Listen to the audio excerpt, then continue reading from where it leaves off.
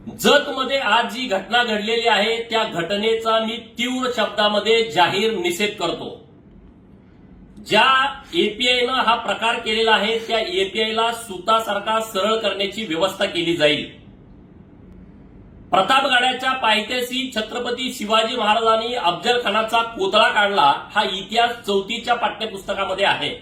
मग हे एपीआय महोदय 4थीच्या पाठ्यपुस्तक फाडून टाकणार आहेत का?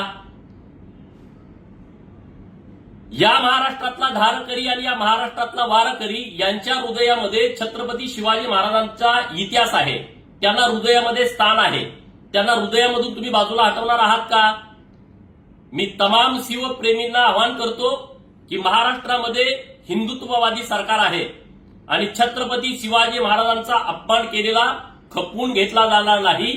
ज्या एपीआयनं हा उद्योग केलेला आहे त्याच्यावरती निश्चितपणे कारवाई होईल। मी राज्याचे मुख्यमंत्री माननीय देवेंद्र फडणवीस साहेबांच्या कानावरती ही गोष्ट घातलेली आहे। सांगली जिल्ह्याचे एसपी साहेब यांच्याशी सविस्तर बोललेलो आहे आणि त्यामुळं तुम्ही या सगळ्या गोष्टीचा संयम बाळगावा। ज्या एपीआयनं हे कृत्य केलेलं आहे त्याच्या पाठीमागे कोणी राजकीय शक्ती आहे का याची सुद्धा चौकशी झाली पाहिजे।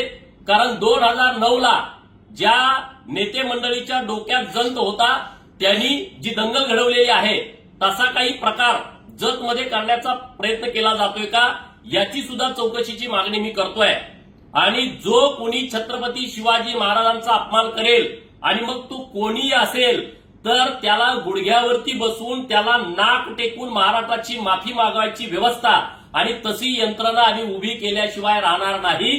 जय भवानी जय। आवाज माणदेशाचा, माणदेशातील प्रत्येकाचा। माणदेश प्राईम सबस्क्राइब करा आणि अपडेट रहा। नवीन व्हिडिओच्या नोटिफिकेशनसाठी बेल आयकॉनचं बटन दाबा। धन्यवाद। मराठी माणसाचं आणि महाराष्ट्राच्या हक्काचं न्यूज चॅनल मराठी न्यूज 9।